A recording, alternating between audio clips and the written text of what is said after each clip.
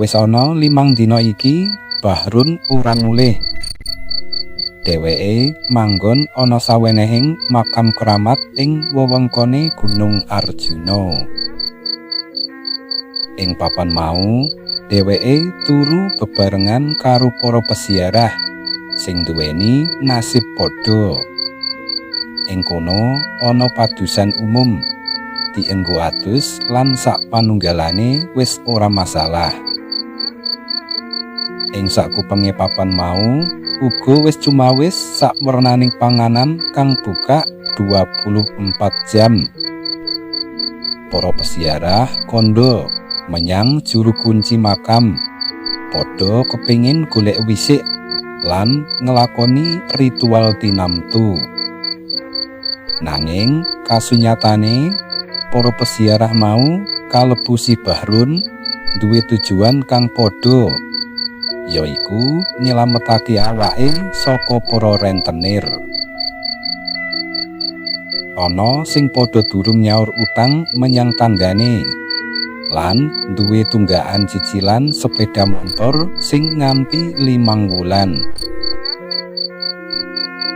Sadurunge budal menyang Gunung Arjuna, Bahrun luwih dhisik nggadekake sepeda montore sing wis 5 wulan durung kebayar menyang tanggane. Duit mau nuli dienggo sangu menyang Gunung Arjuna.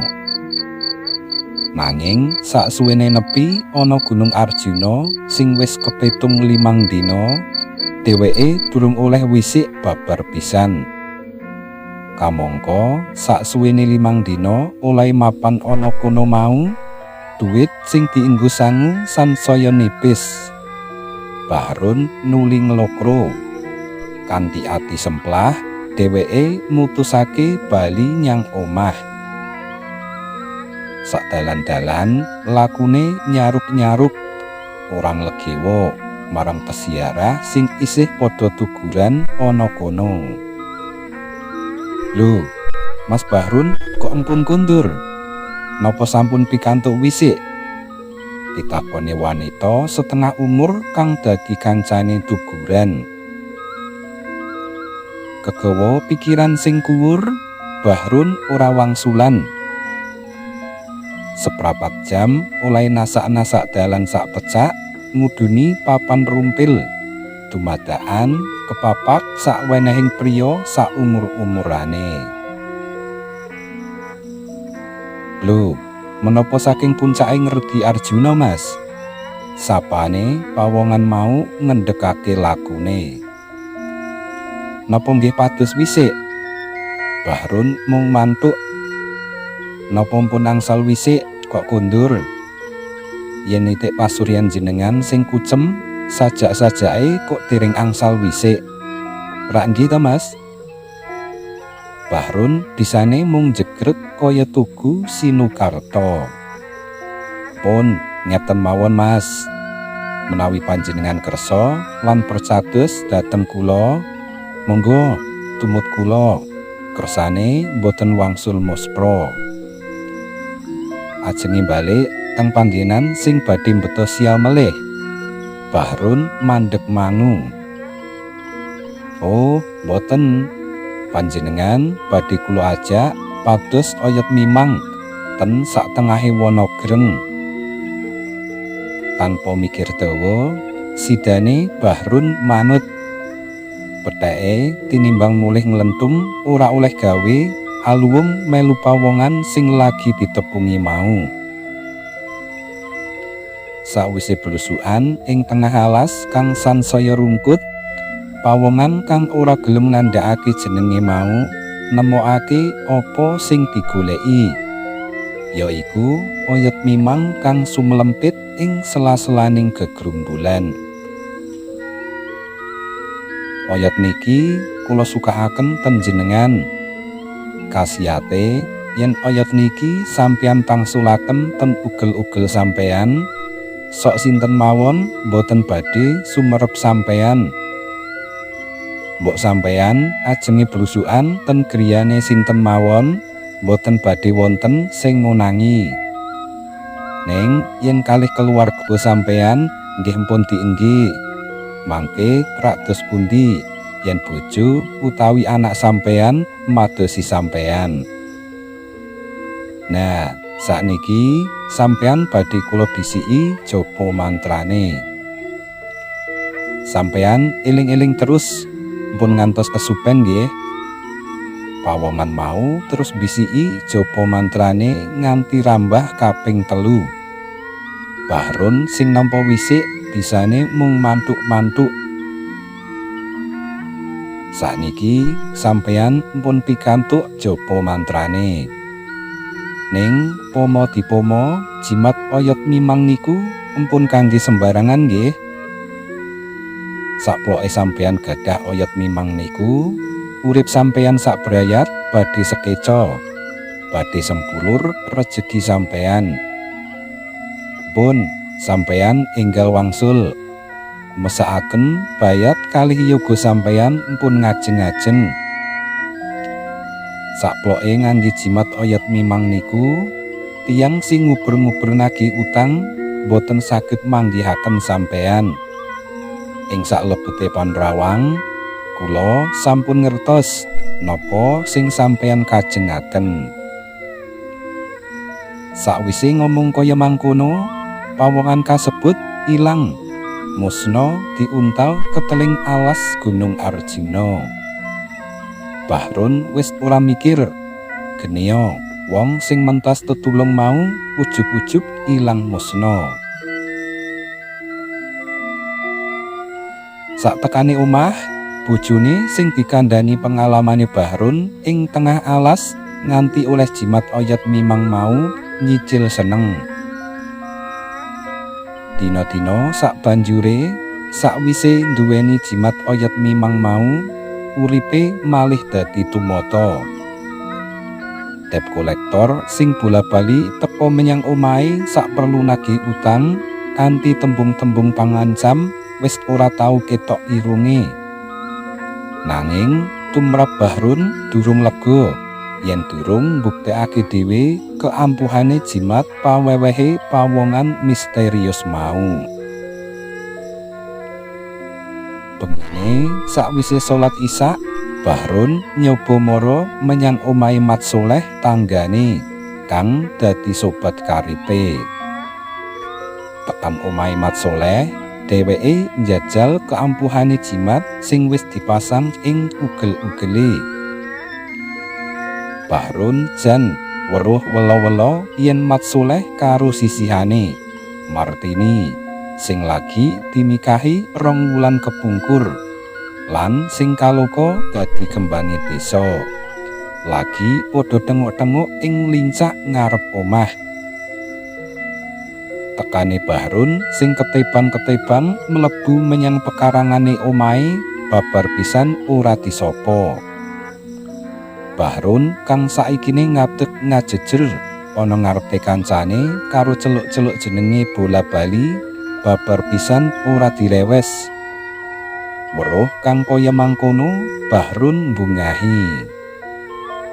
Jimat kang mestine ora kena dienggo sembarangan lan banget diaji-aji mang dening Bahrun nuli dienggo sembranan.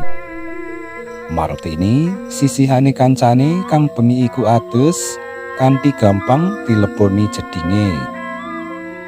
Anehe Martini babar pisan ora ngerti yen ana pawongan kang ora liya Bahrun melu-melu mlebu menyang jeding. Martini kaya-kaya wis ora nduweni daya panolak marang Bahrun kang ngajak salulut. Kedadean kang kaya mangkono ditindakake nganti makaping-kaping. Ing sawijining sore Bahrun mlaku-mlaku.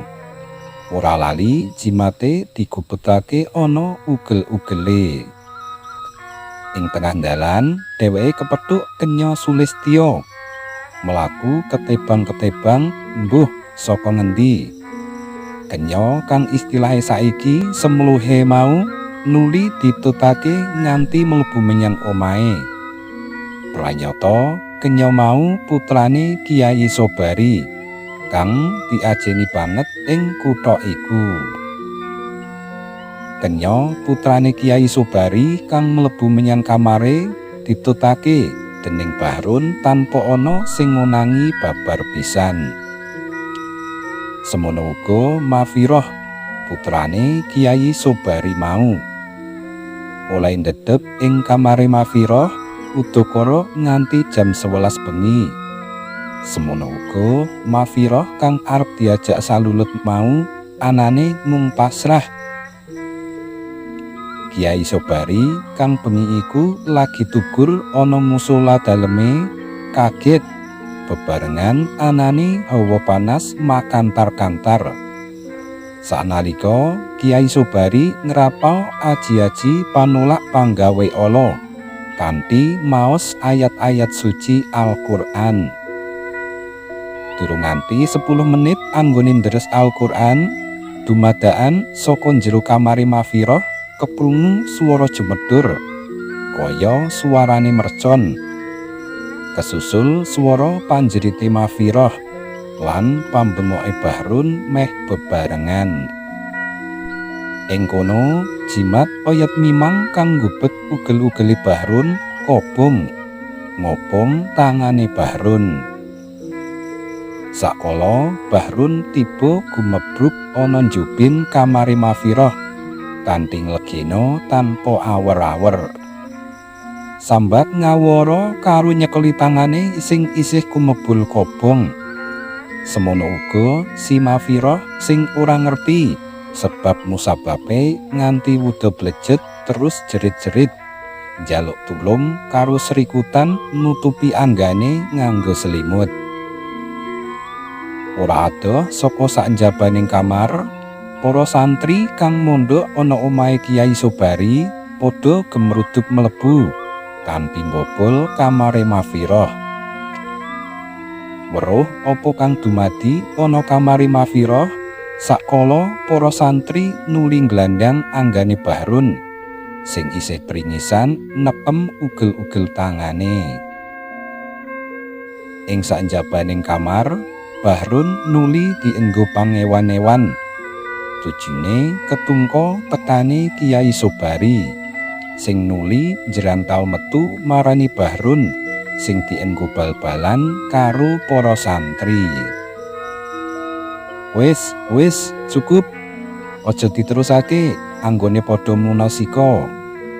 Yen diterusake, pawongan iki bakal tumekaning pati. Nami kula Bahrun Kyai. Kula gadah jimat oyot mimang. Angsal kula saking Redi Arjuna. Jane jimat niku saged kangge ngical lan saged ngrencangi pados rejeki. Nalika didedes karo Kyai Sobari, Bahrun kandha Blokaswita. Suarane ngrantes pedhot-pedhot karo nangis ngaruwara. Ngetuni pakartine sing nyimpang saka kautaman. Wes, saiki aku ngerti apa kang dadi papartimu. Saengga jimatmu kuwi mbok enggo sembranan. Mbok enggo demeni bojone liyan. Kalebu anakku sing arep mbok prawasa. Bakal kok rusak kasucene. Bocah-bocah santri bengi iki uga gelandangan pawongan iki menyang kelurahan. Ben wuda ngono wae, karepen dienggo tontonan sak dalan-dalan dening wong-wong kampung sing durung turu. Dina-dina sabanjure, saudah sisihane Bahrun saben 2 dina pisan karo gendong sapihane ngirim panganan saanane menyang Bahrun sing jingkrung karo tawang-tawang tangis ing sel pakunjaran ngetuni pakartine sing wis nyimpang saka bebener.